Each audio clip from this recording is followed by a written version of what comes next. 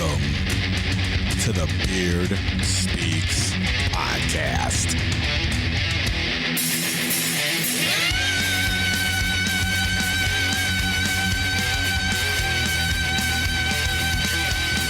Hey, all right, guys. Welcome to another awesome episode of the Beard Speaks podcast. That's right. And what an awesome episode I have for you guys today. My special guest today will be Eric Rogell. That's right. So before we get to the interview with Eric, guys, I want to say that, you know, this podcast has exploded, and I'm just blessed, man. We've hit every country, and that is just awesome that we're streaming everywhere. So I want to shout out to a couple cities. I can't hit this whole list, but I try to. But it's become a thing. So, hey, guys, again, thank you, everyone here in Chicago, Illinois, Scottsdale, Arizona, Dallas, Texas, Los Angeles, California, Knoxville, Tennessee, Minneapolis, Minnesota, Park Ridge, Illinois, Tacoma, Washington, Austin, Texas, New York, Houston, Texas, Seattle, Washington, Atlanta, Georgia, San Jose, California, Burbank, Illinois, Springfield, Illinois, Miami, Florida, Phoenix, Arizona, Waterloo, Iowa, Evanston, Illinois, Denver, Colorado, Milwaukee, Wisconsin, Brooklyn, New York, Kansas City, Missouri, Tampa, Florida, Nashville, Tennessee. Who else we got here? Westmont, Illinois, checking in. Schaumburg, Illinois. Arlington Heights, Illinois. Cincinnati, Ohio. Murfreesboro, Tennessee. Las Vegas, Nevada. Columbus, Ohio. Des Moines, Iowa. Santa Clara, California, Plainfield, Illinois, Elk Grove Village, Illinois, Clinton, Tennessee. What's up, Clinton, Tennessee? St. Louis, Missouri. The list just keeps going, guys. Thank you so much. And where can you hear the Beard Speaks podcast? Well, thank you for asking. You guys can check out the Beard Speaks podcast at Apple Podcasts, Spotify, Amazon Music, iHeartRadio, Podchaser, Pocket Cast, Deezer, Listen Notes, Good Pods, Player FM, Castro, Castbox, Overcast. But anywhere podcasts are streamed, guys, you can check us out. So, all right, man, without further ado, let me tell you a little bit about Eric, who's on the show today. This guy's awesome, man. He is a podcast host, keynote speaker, and a best-selling author. And actually, his book that just came out not too long ago, Lions Raised as Lambs. You guys can check it out on Amazon. I'm going to have a link in the show notes. Actually, the link of all his social media will be there, so you guys can go and follow. He is an amazing mentor. He is written for Discovery Channel, Men's Health, or Men's Fitness, Impact Wealth, NBC. So just tons of different publications. The guy is amazing, and you guys can get a lot out of it just by sitting down and listening to this episode. And, you know, if you're interested, please reach out to him. What a great conversation we had. And without further ado, guys, here's my interview with Eric.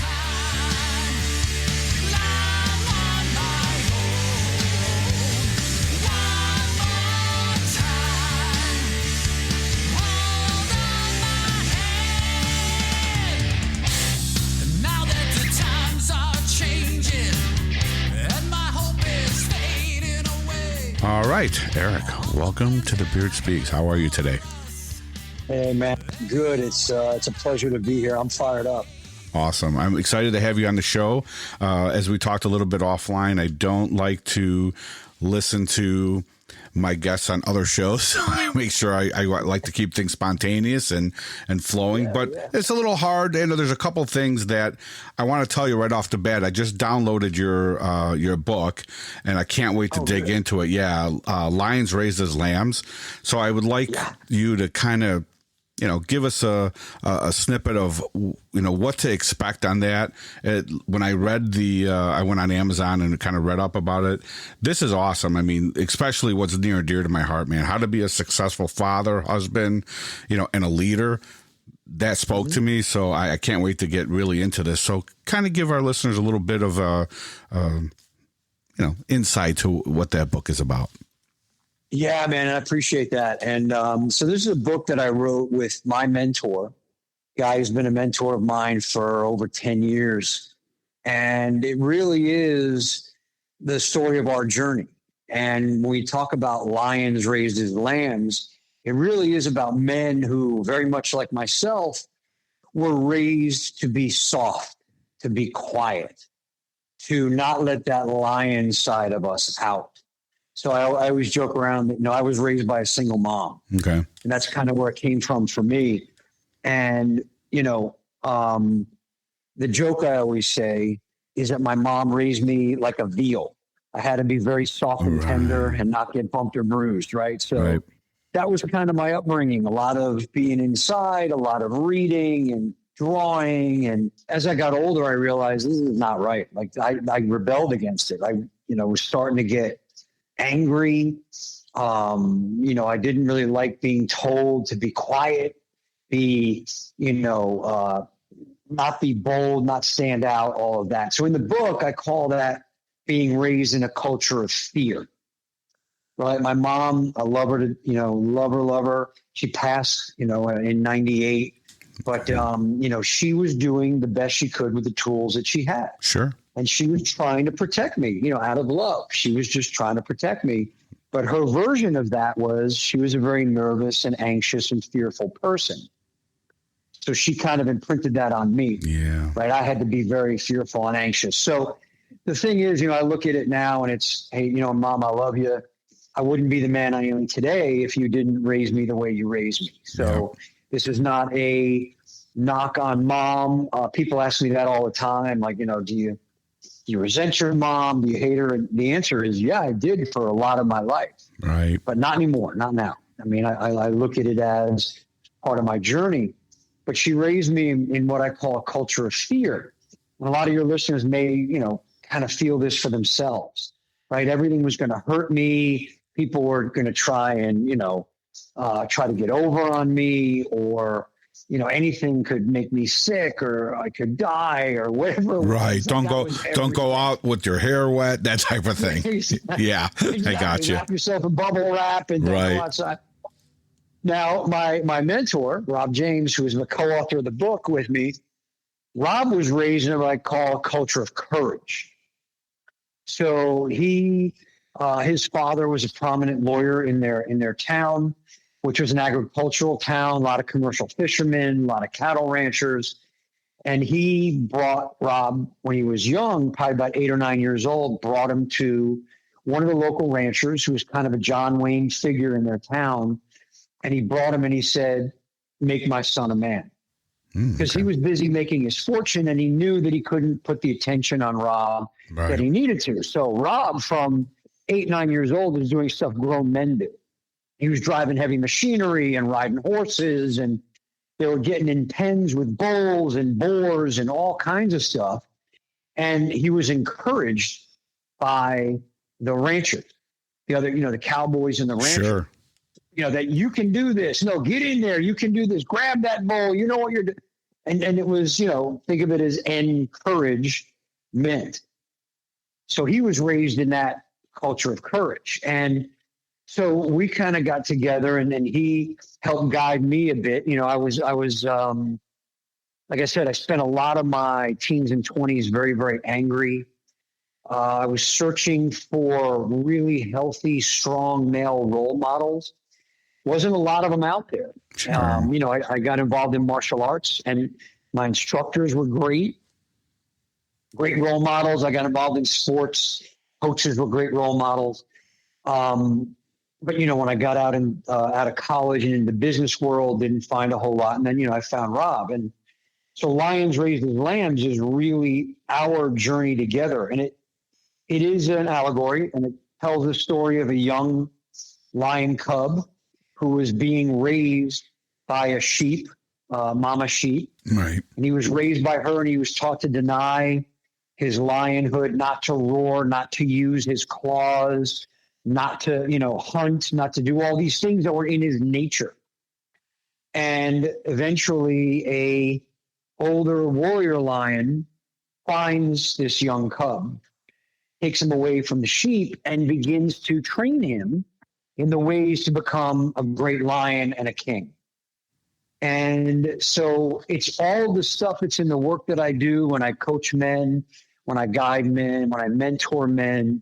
It's really about great mentorship, fatherhood. Fathers love it, which is it was number one on Amazon in fatherhood, in the category of fatherhood, and in parenting morals and responsibilities, because it really shows, hey, this is how we can raise strong sons and raise strong daughters. And so it was a journey of, Rob and I, and him guiding me, and me kind of stepping more and more and more into my warrior archetype, my king archetype, and really coming with that. So that's the book in a nutshell, man. And I've had men tell me, this is my story. Like, you wrote my story. Yeah. This is how I felt growing up. This is what, my mother was like. I grew up without, with a single mom. This is what my journey has been. And you kind of wrote the finish to it. So, yeah, man, I'm going to love to hear what you have to say after you. Yeah, I can't wait to dig into it. I think one of the things. That's really it. Yeah, I think. Yeah, I was going to say, I think one of the things that, especially in this society today, I know it was prevalent, back when we were younger too, but a lot more today, where kids are, growing up in broken homes, unfortunately, or, it's just, they just have their mother. And I think that has become an issue for men growing up in this day and age. What do you think? I agree 1,000%. I mean, for me, I grew up in the late 60s and 70s. And in the 70s, divorce became before that, divorce wasn't really a thing. Right. Parents, couples stayed together through it all. And in the 70s, it became more accepted for divorce. And so it became very common. And I was probably, one of the first of that generation to experience that. But it's still going on today. And I still see it today. And, it's tough on the kids. It really is. And I tend to focus on the boys, the young men, because of my experience. I can empathize. Sure. And one of the things that I see is you get on the mother's side very similar to like what I had, right? So very just want to protect you, keep you safe, not let you get hurt. Right. That's just the way, feminine is. That's how it is. It's the maintenance force. Yeah, there's nothing wrong with that. No, not at all. A young boy, that's not what you're looking for. And then what happens with the fathers, since they're primarily outside now, once the divorce happens, and they get the kids, like one day during the week and every other weekend. Right. You can't really imprint. Right. Mm-hmm. No, you can't. You don't have that much influence. I mean, you can, because you can really, make it quality time. Sure. Since you don't have the quantity. But a lot of men, and what I find with the men that I work with, is they don't want to spend what little time they have with their kids being a disciplinarian. 100%. They want to be a buddy. Yeah. And it doesn't work. It doesn't. Because let's go out and have fun. We'll go to a ball game. Again, great. But you still have to be that role model, be that example, guide the kids. If they need discipline, you got to give them the discipline. You can't be like, well, I don't want to piss them off. Right. I don't want them angry at me on my one weekend. Yep. That kind of thing. So that's what ends up happening. And then the kids run rampant because now there's no discipline anywhere. There's no discipline. Yeah. Yeah. If anyone has to do it, it's mom. And that's not really her typical role. Mom, shouldn't be the disciplinarian. I remember, when my parents were still married, it was like, if you knew you did something wrong, mom would be like, wait till your father gets home. Exactly. And you knew that shit was going to hit the fan. You knew. We used to hide my dad's belts because we knew what was coming. Exactly. Yep. Exactly. And you don't see that now. There's no none of that real discipline. And it's a shame because, there's a quote that I love. It's not mine. And I don't know who said it. Somebody somewhere told me, and I've forgotten, but it's a great quote. And the quote is, prepare the child for the road, not the road for the child. I like that. So know that the kids have to face challenges. They've got to hit obstacles. They've got to fail. Yep. They've got to make mistakes. They've got to skin their knees in order to get stronger and more competent and more confident and all of that. And what I see now is, a stripping away of that because of the dynamic that's going on in the family. And part of why Rob and I wrote Lions Raise Their Lambs was to shine a light on that and bring it back. And, I will tell you that, I've heard from my girlfriend who's been out and she's met women who've read the book and they were like, I read this and I know I have been dating the wrong guy. Wow. That's like, good. Yeah. Now I know why my relationships have been failing. Mm-hmm. And so it works for both men and women, the book. And, so parents that come, moms will say, is this good for me to read? Absolutely. Absolutely. It's good. But because you have to understand there's got to be the discipline, the consequences, the challenge, the failure, that keeps us from getting, these entitled little princes that we see that are out there now. So, yeah, no, I agree with what you said earlier. I mean, this is what's going on in society right now. And the thing is, it's very correctable. There's solutions to it. Sure. Right? It's good men need to step up and start mentoring young men and showing them the way. Yeah, I definitely agree. I think this really shows how important it is for family units, honestly. I mean, it sometimes doesn't work and it is what it is, right? But it shows the importance of why there should be a father figure and a mother figure, because both parents have different roles in raising a child. And I've always said that, right?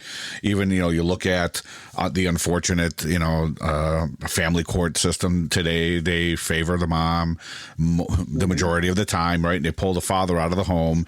And then what happens, like you just said, the dad gets minimal time. He doesn't want to be a disciplinarian anymore. He just wants to be the buddy, which doesn't work.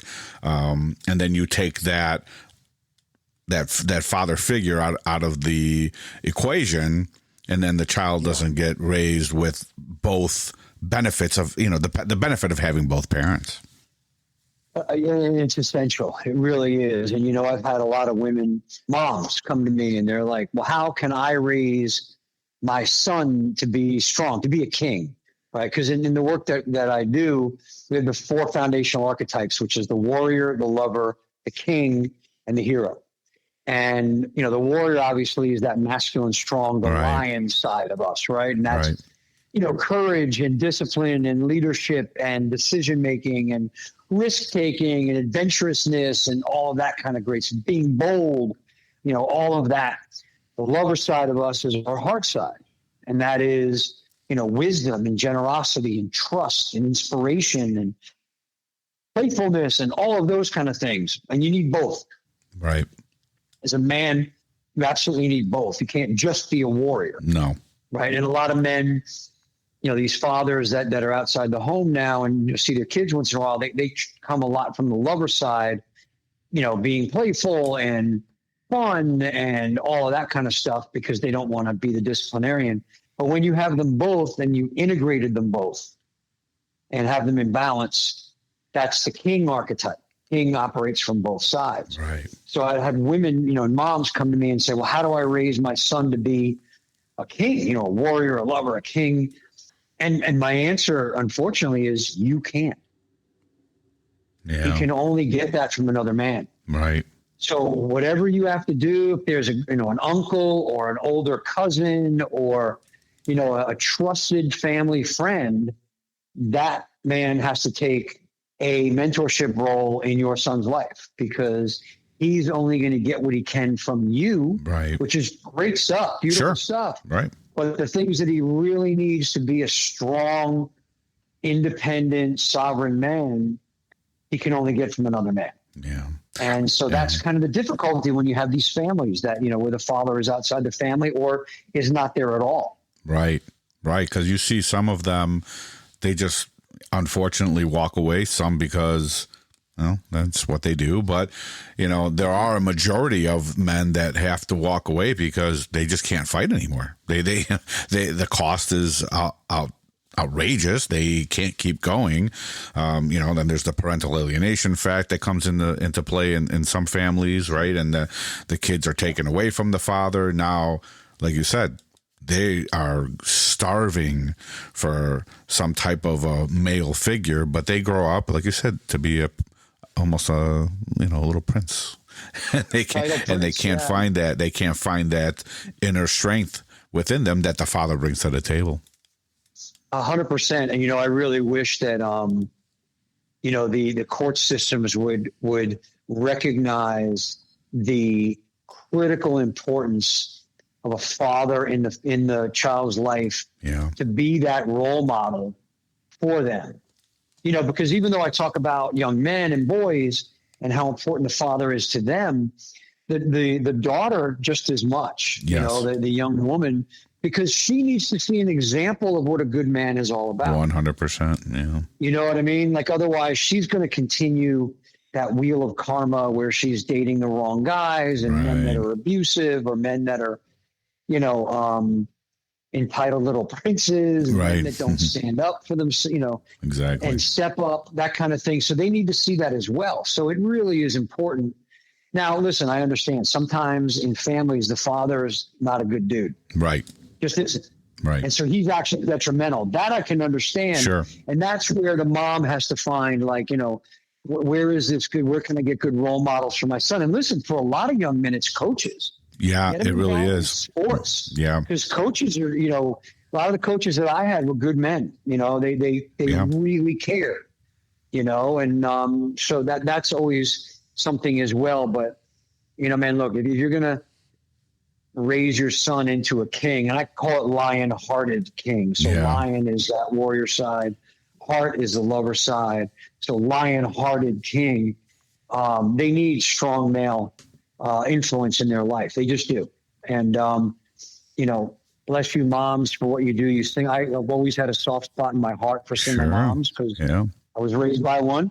And, but there is only so far you can take him. There is. And then, but he needs your side too. So don't think I'm saying just turn him over to somebody. Right. He needs your lover heart influence, that wisdom and beauty and generosity and inspiration. All of that comes from that side. It does, and that's essential to him as well. Yeah, I was lucky enough to grow up with both my parents, and they're still with us today, and in their mid 80s, and I really, I can really tell how. I can really tell where I got what from my mom and what I got from my dad, right? My dad was a hard worker. They were both immigrants from Italy and came to this country with nothing.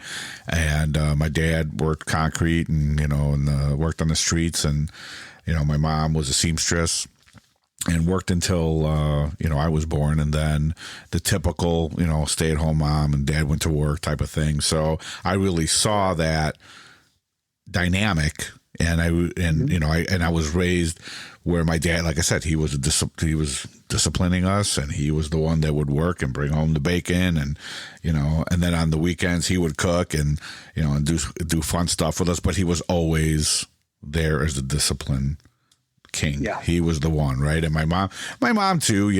She was tough on us, but we got the benefit of having both of those figures in our lives, and I can't imagine, but you can tell now, right? At our point in life, I can really tell when I see someone. Oh, okay, well, you were missing this growing up. You can really see it. And it's sad. Sure.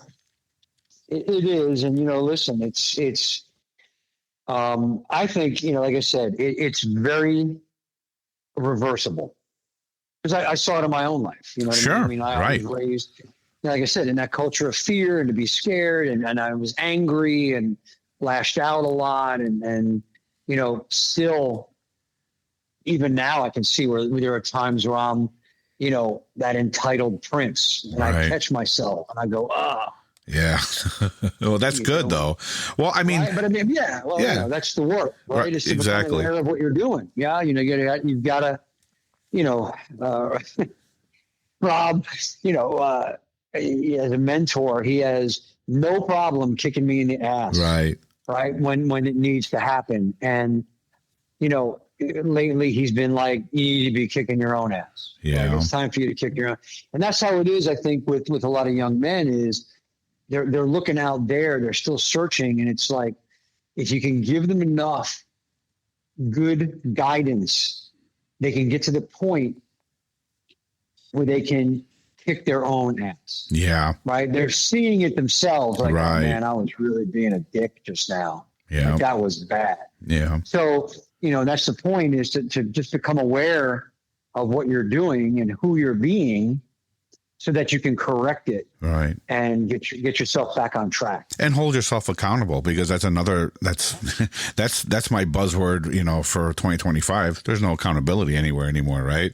You have to hold yourself accountable. And I think that, people that do that, they could still, use that mentorship, right? And learn from that. But people that do that, you can tell that they're really self-aware of their actions. Yeah, and accountability is huge. Yeah. So, I love that it's your word for, this year. Yeah. Because accountability is, like I always say, I see things all the time and I'm like, man, it's almost like nobody expects there to be consequences. Right. Right. You know what I mean? Like I watched some things that, and a great case in point is it happened to, I don't know if it might have even been last year now at this point, or I don't remember when it happened, but Jason Kelsey, who is the great center for the Philadelphia Eagles, yeah. Travis Kelsey's brother, right? They have that great podcast. Yeah. And he's, he's a broadcaster now. So he's always at the games. And there was a video of a young guy, like, coming up to him, and Jason Kelsey just walking through the crowd. People are like, hey, Jason, they're waving at him, and he's waving back. He's going through the crowd. This one kid comes up to him with a cell phone, and I can't remember exactly what he said to Kelsey. Now, Kelsey is a man. Like, he right. is not to be trifled with. He's yep. a big boy. Right. He spent his entire life smacking into people. And this just, like, entitled little, guy came up to him and made some comment about his brother. He says, like, how do you feel about your brother doing whatever? And Kelsey just stopped. And he turned to the guy and he grabbed the phone and he smashed it on the ground and he yelled something at the kid and he walked away. Yeah, I remember that. And the kid was shocked. Yeah. Shocked. And it's like, look, dude, you're not standing behind a screen making a comment on a YouTube video. Exactly. Like, this is a grown-ass man who will break you in half. Right. That you were saying this to. And I could see the kid had no concept of consequences. Nope. That anything was going to happen. Now, listen, Jason Kelsey apologized. He said he handled it wrong. Right. I disagree. I think he handled it perfectly. I think this kid needed to know that when you come at a grown man and open your mouth, you either back it up or you don't say it. Yeah, exactly. Right. So the kid did that. And then, so that's the thing that I see that drives me more crazy than anything is a lot of these younger men who, for whatever reason, and I'm going to guess it's how they were raised, don't feel that they have to be accountable to their actions or what they say. And there are no consequences. Yep. And that is gotten us into a situation now where you've got, students attacking teachers. You've got kids hitting their parents. You've got, all of these things getting out of control, and it needs to be corrected. Yes, it does. And the only way to do that is with discipline and, men that have the courage to be the guardian. Yeah. And really, get after them. And that's the only way it's going to turn around. Yeah, no, 100%. I really do see that. I see that kids are not afraid of their parents anymore. They don't care about what they say, what they do, because, there's no consequences. And the parents are just stepping back, and mom's not there to discipline. Dad's not in the house. So, it's a sad situation. Yeah, and it brings up that famous quote. And I want to say it was Edmund Burke. If I'm mistaken, somebody correct me in the comments. But it is, evil thrives when good men do nothing. Yeah, 100%. And this whole thing about the kids are getting out of control because there's no consequences or accountability, that's good men doing nothing. Right. And that's why that evil is thriving, right? Because there are good men that are out there that are not stepping in. And I'll tell you, Pat, one of the things Rob has kind of brought in. Now, Rob's got a mentor too. And I always say that you need both. You need to be a mentor and have a mentor. Yeah, that was going to be something that I was going to bring up too. It's important, right? And and your thoughts on that, Oh yeah, no, it's crucial. I mean, you can't be a mentor unless you're being mentored, right? Because I always say that we are standing on the shoulders of the men who are ahead of us on the path, and we are reaching back a hand to bring, help guide the men who are behind us on the path. Yeah, definitely. And all of us, I would say should, but I highly recommend that you have a mentor and be a mentor, because, you get a lot out of being a mentor. I was looking at a study, I think it was Harvard Business Review did it.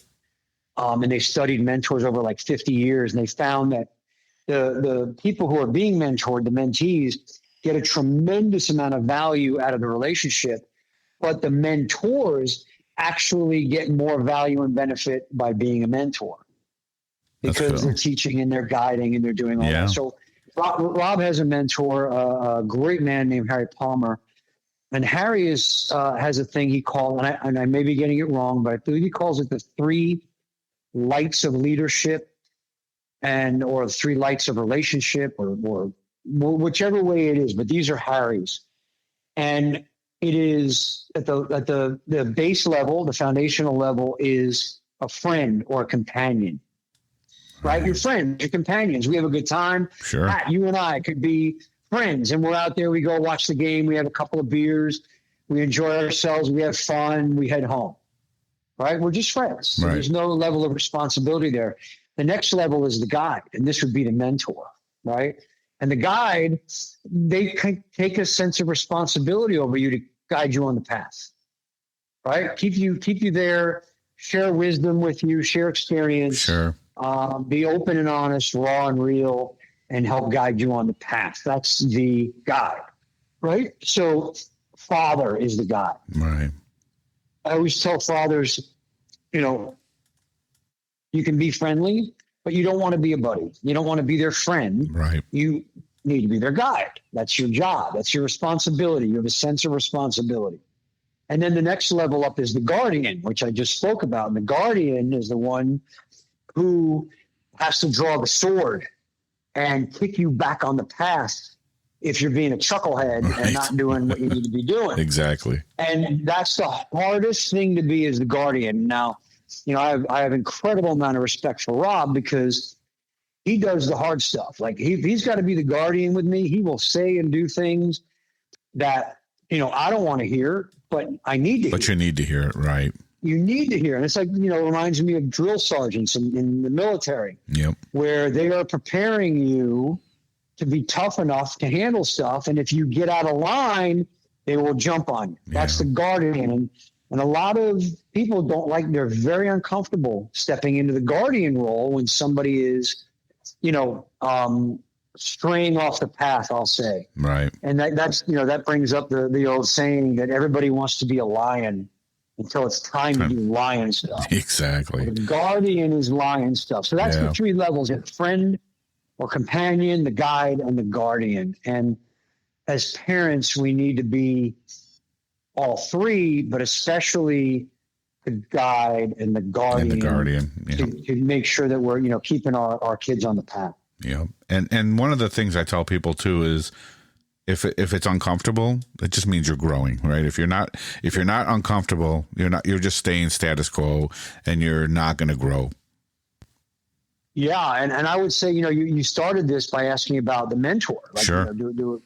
And the thing is, if you have a mentor, or you're being a mentor, and you get together and you're just having a good time and you laugh and, tell stories and joke around, you're not a mentor. You're a friend. You're a friend, right? You have to be able to, as a mentor, say the hard things. Yeah. Guide them. Share wisdom. Share your mistakes. Wisdom is comes from experience. So those are battle scars that you have earned. Yep. So share those battle scars. Don't be afraid to get real and share them. Get in there and, I tell my story all the time. And I mean, listen, I've screwed up. I can't tell you how many times. Exactly. And I have no problem telling you the stories. Right. Because, in my world, there's not wins and losses. It's wins and learns. Right. So if I made a mistake, quote unquote, and screwed up or did whatever, what did I learn from that? Right. What lessons did I take from that?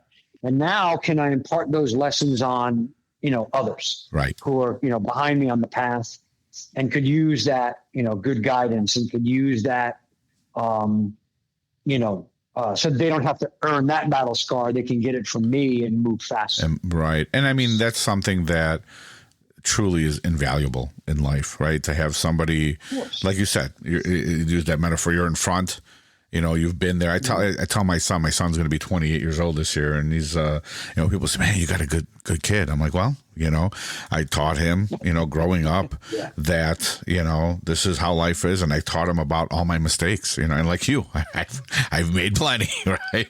And you can't be afraid, you can't be embarrassed by them. This is your life. This is what you've done.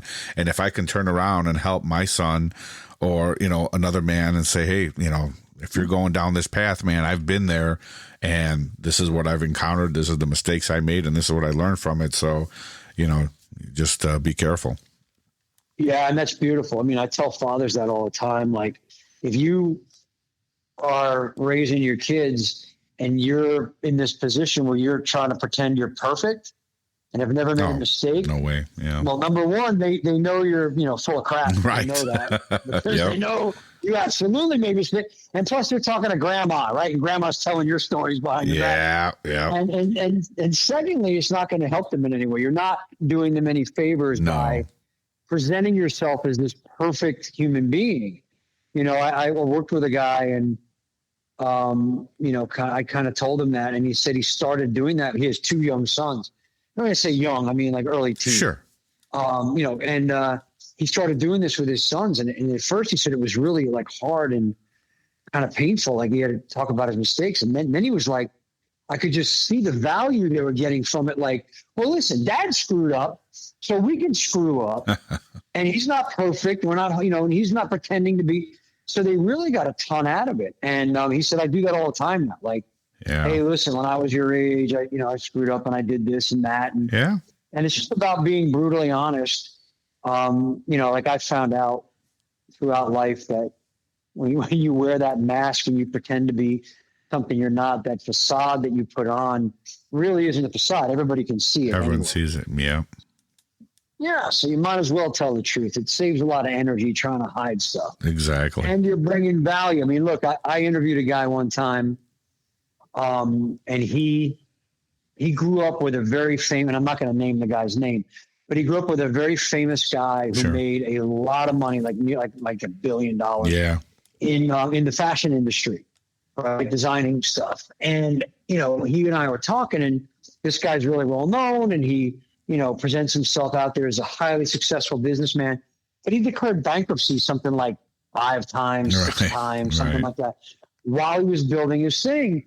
And I said, well, listen, I want to get him out. I want to interview him. I want to talk about that. And he said, oh, no, he doesn't talk about that. He hides that. Yeah. He doesn't talk about the failures. He doesn't talk about I'm like, well, then he's of no value to me. Right. And he's of no value to anybody, because if I can't learn from him and all he's going to do is come on and talk about how he's always been successful and he's always, never had an issue, what good is he? Right? Exactly. I agree. I want to hear the juicy stuff. I want to hear the, the stuff where you were living out of your car for a month because you had no, and then you made $1 billion. Right. That's the story. Right? That's the story. Right. Well, that's that, so because that's what made him who he is. That's how he got. You don't just get that money. You just don't make it. There's setbacks. There's, how many you have to fail 100 times to make it once. It really is. Right. So that's how we are as leaders, right? And as parents, we're leaders. As leaders, we're, guiding our team and being the guardian there. And if they think you've just always been perfect and you've never made a mistake, think about the pressure that puts on them. Yeah. No, you want to share that stuff with them and let them get the value from what you experienced. Right. So that's why that's so important. And, I highly recommend anyone, if you're leading a team, you're being a mentor, you're a father or a parent, share that stuff. It's the most valuable stuff you had. And then you can look back on it and go, oh, wow, that's why I went through that horrible time, so that I could impart that wisdom on this young person. Exactly. Well, it also, if you think about it, it also lets the other person know, like you said, it doesn't put that pressure on them and think they have to be perfect. And now they're afraid to take risks because they don't want to fail. You have to, you're going to fail. It's like a baby, when you teach them how to walk, they're going to continue to fall down until they finally get it. All right, think about it. If a baby fell and went, well, you know what? Screw it. I'm game over, right? I'm done. Right. I'm going to just crawl for the rest of my life. That's it. Right. I mean, where would we be? Yeah. You have to go through that. That's why I love that quote, prepare the child for the road. Yeah. Not the road for the child, because they need to know, you're going to hit some hard challenges. You're going to bump up against some stuff, but you're going to be able to get through it. You got to build that resiliency, that toughness, and that capability and that courage to get there. Right. So let me ask you, what came up in you? What motivated you to want to help? It's a great question. For me, it was really interesting. I can remember the moment, I had come through, been on this path. I shouldn't say come through the journey, because it's always a journey. It's a continual journey. So I've been on the journey for a while, and then, Rob has an amazing strategy for human potential, personal growth, called Self-Discovery Life Mastery. And I'd been in that for a long time. And at the time, I was working at a financial publishing company. I was one of the lead executives at this company. I was making great money, and I was miserable.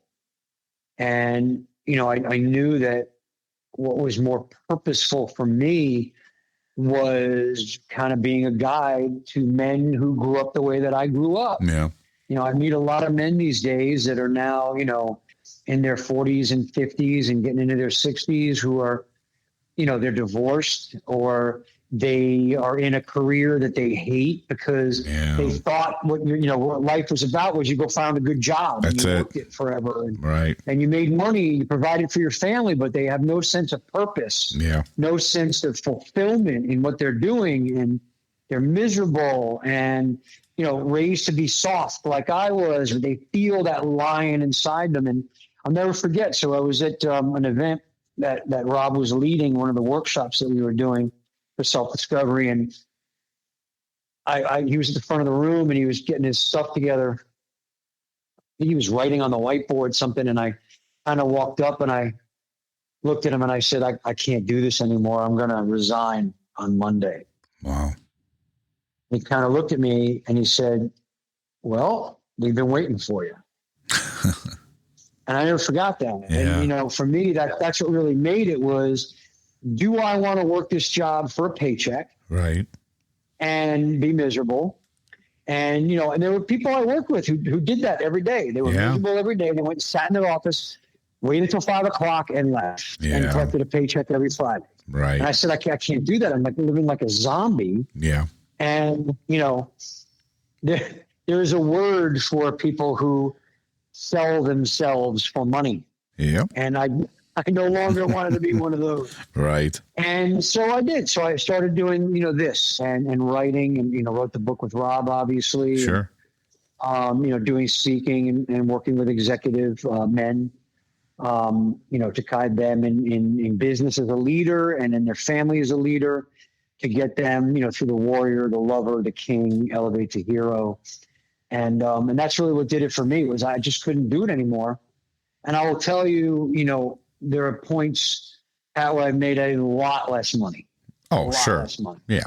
But I couldn't wait to get up in the morning and have phone calls with guys. And, I run a group called the Bold Men Brotherhood, and we meet every Thursday night at 6 p.m. Eastern. And I pick a topic every week, and we have open round tables. And I've had men tell me, like, this is the only time in my life I've ever just been in a room with men only. Wow. And could speak and learn and do, and you have no idea what it's done. I've turned marriages around by getting men to step into their king, from being little entitled princes to becoming king, stepping into that, and then doing it myself, obviously, because I'm still doing the work. Right. Like I said, Rob still has to kick me in the ass every once in a while. But but doing that and getting that going, and it's just way more fulfilling. And so I tell men all the time, find out what your passion is.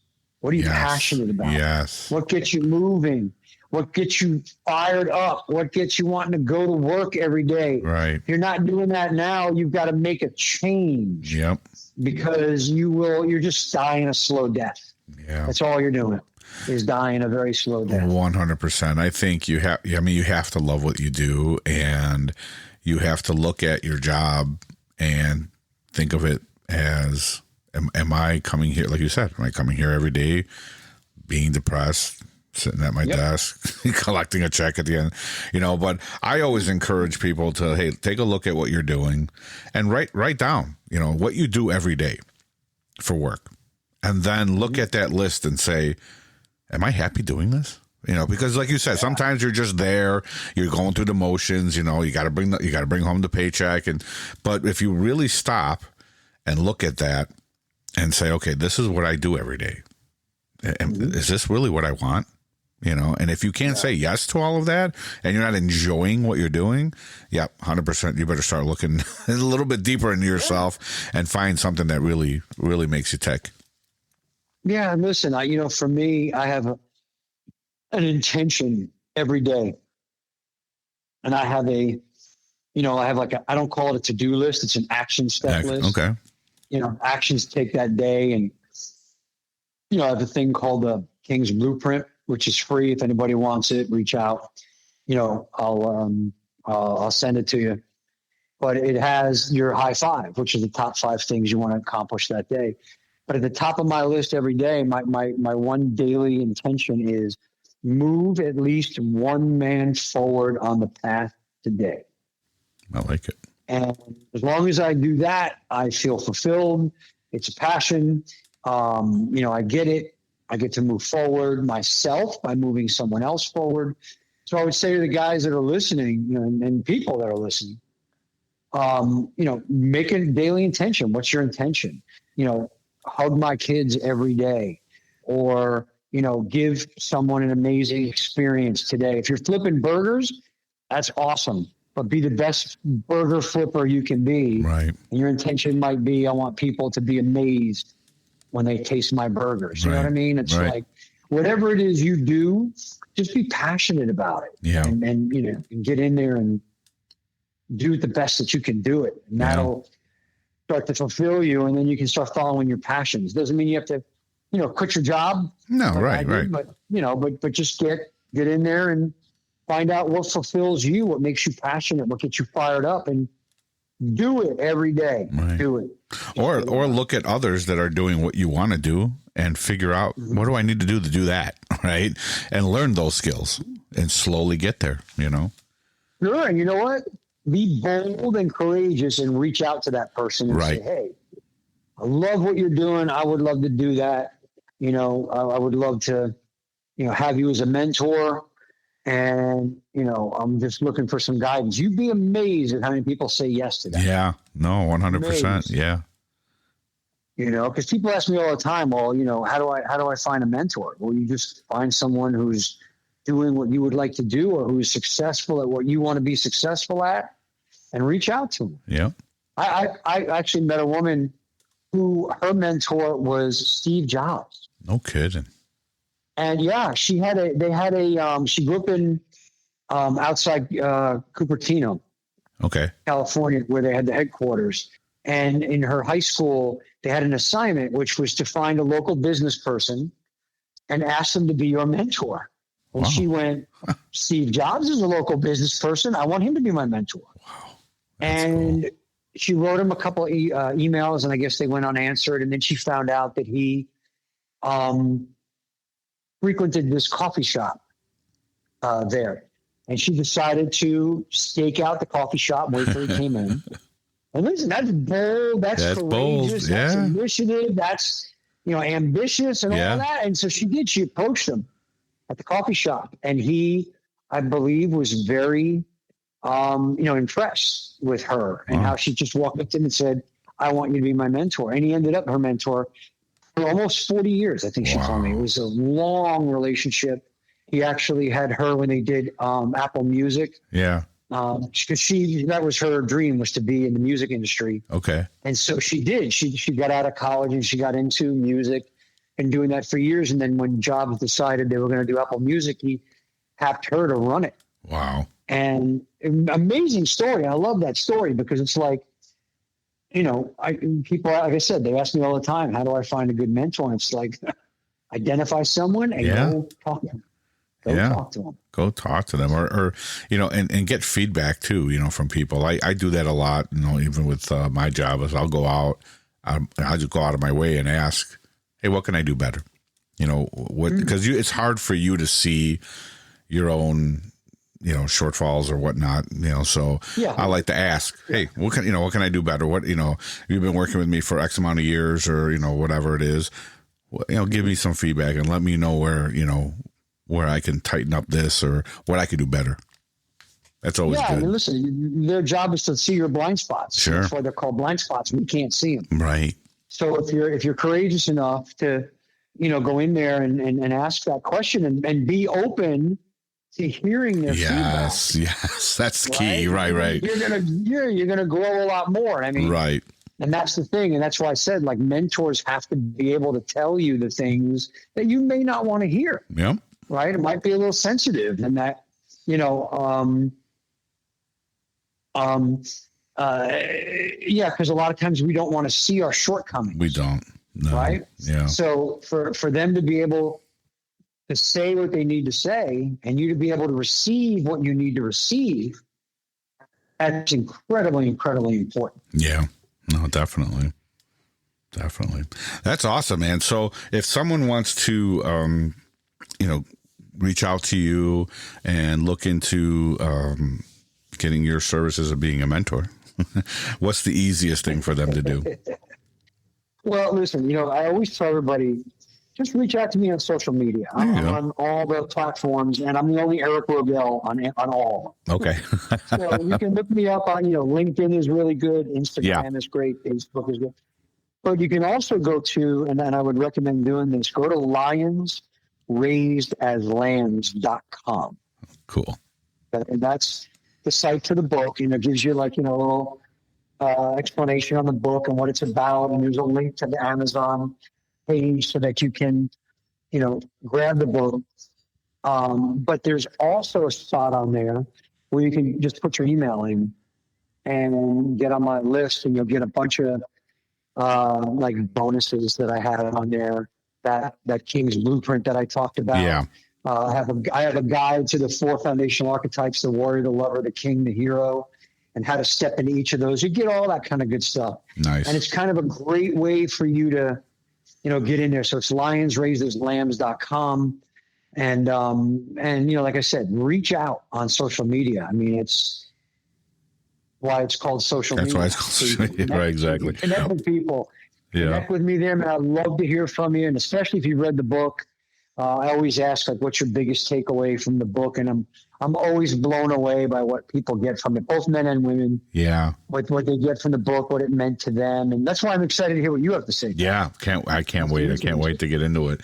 So I'm going to put all your links in the show notes. So that way, everyone that's listening, you'll be able to just click right there and go check out Eric and on all his social medias and his website. But I mean, that's just amazing. And I really think everyone, regardless, because one of the things that really stood out to me is on your website, it says, I help extraordinary leaders become extraordinary mentors. So even if you're up there and you're doing fantastic, but again, like you said earlier, not everyone's perfect. We all have areas in our life where we need help. This is for you. But for you to be able to reach out and help people from all walks of life who are in different, chapters in their life is amazing. Mm-hmm. Yeah, I appreciate that. I really do. And and that's an important thing that I think the book delivers, is that, it's that importance of having a mentor and of being a mentor. And you can see the result of it, Yeah. In the book by the end. And it's just so key and so crucial. And look, and it's so rewarding. Like, it is. Talked about people not being fulfilled at what they're doing. Well, guide someone on the path. That's fulfilling right there. Yeah. So if you're at a job you don't really like, but there are younger people that are there that are just starting out, and you can give them some wisdom and some guidance, then there's a reason for you to go into work every day. Yep. Even if you don't like what you're doing, at least make that part of it right for you, and up that factor of bringing in that fulfillment. Yeah. I mean, one of the coolest things that my company does is we'll have interns come in around every year. And we always get an intern on our team, and we get to mentor them, and we'll have one-on-one conversations. And in the end, it's so fulfilling to be able to, give them that advice and give them some of that knowledge that you've had, that you've been doing this for such a long time. And like you said before, you kind of give them your mistakes, and it's kind of funny when you see their face like, wow, you're giving me all this, like, you made mistakes, and you're being so like honest with me. But that, I think, is the biggest takeaway for them, that they can understand. Like, one of the things I always tell younger people is, hey, always live up to a mistake. If you made something, if you did something wrong and you made a mistake, don't be afraid to say, just own it. And that's my accountability. I always say, just take accountability for what you did, because it's never, it's not a nuclear bomb. You made a mistake. Okay. It can always be corrected, but it will always be corrected with a lesson if you take accountability for it. 100%. That's a great way to put it. And that's why it's so important. Right. And then, you see that it's funny, one of the things that I hear when you just said that you get, the interns and you get to kind of mentor them. Yeah. I've actually, people say to me like, oh, and I've seen this in leaders, bad leaders, where they don't want the person that works for them or under them or next to them or whatever to do better than they did. Yeah. So they don't want to give away the secrets, and they don't want to guide them, and they don't want to see them do better. My thing is, you should want all of them to do better than you. Right. Because that's a testament to what an incredible person you are. Yeah. What an incredible mentor and leader you have been, that you have guided these people to become even greater than you. Yeah. And that should be your goal. That should be right? your goal. You shouldn't be afraid of that, right? Yeah. You should not be afraid of that. You should get them there. Right. And if you have that mindset, then they will. Exactly. And because you want people to be able to say your name and go, oh yeah, he taught me a lot, and never have a doubt in their mind that they can refer you to somebody else, or say, hey, go talk to Eric. Okay. He's the guy. Yeah. You don't ever want to say, well, I don't know. You don't want that. Right. But if you put yourself out there like that, that's exactly what you'll get. You'll get people that are going to say, oh yeah, he's the one to go to. Yeah. I call it generational impact. Yeah. I like that. Because, if you do that with your kids, if you do that with the people that you're mentoring, they'll pass it on. Right. And it'll come from you. And then they'll pass it on. And then their people will pass it on. Now you've got a generational impact that you have made by passing this along to the next. It's true. Because they're going to pass it along. And then they're all going to say like, oh, thank goodness for great grandpa Pat. Yeah. He taught us this, and this is why we're thriving the way we are today. Well, it's true immortality, so right? It's true immortality. 100%. Mm-hmm. Yep. That's exactly what it is. Yeah. Exactly what it is. That's awesome. So before we go, because I know we're hitting time, what is, and I don't know if anyone's ever asked you this question, but what is one of your favorite things about mentoring? Like the thing that just makes you go, this is it. This is what I love to do. That just makes you just excited. Yeah. It's interesting. And that is a very, very good question. I like that question. I would just say, I have had a couple of experiences in my life where I was more than a couple. Now I'm putting attention on it, where people have come to me and said, I accomplished this because of something you told me or because of your guidance. Nice. And I even had someone on LinkedIn who worked for me years and years ago for a short time. Like I was only at that company for a few months. Mm-hmm.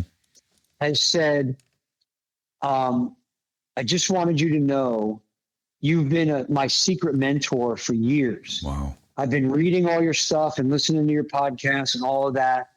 And your wisdom has guided me every day through my career for the last however many years. And I was like, wow. Oh yeah. I didn't even remember this person. Not that I forgot about sure. them, but knew who they were. But they had been following me for years and I didn't even know it. And so that's why I tell people all the time, just always be the example, because people are always watching. They're always watching. Kids are always watching you. People that work for you are watching you, whether you think they are or not. Yep. They are. And it's one of those things where it's, you can get the benefit from that. But anytime someone is successful or enjoys something, or, I've got hobbies and I may have shared that with somebody and then they picked it up as a hobby. Sure. That's the kind of thing that really brings me so much joy, is just having that kind of impact on someone's life. So, and that's what mentoring brings, right? Yeah. It brings that impact you're having on someone else's life. And that's what matters, right? In the end, true immortality. Yeah. I love it. That's it. That's it. Awesome. Well, I'm going to let you hold on a second. Everybody else, again, if you enjoyed this, I'm going to put all the links to Eric's social media and his website and the show notes so you guys can reach out to him. I encourage you to go out and get the book. I'll put the link there for Amazon also. And I can't wait to dig into this book and see what I get out of it. So awesome. Yeah, so any last words, Eric, for the fans? But otherwise, you hold on, but you can shoot out a couple of last words if you have a last thought. The last words I always tell the men that I work with is never stop roaring. I love it. Never stop roaring. Cool. All right. Everyone else, we'll be right back. Eric, hang on a second.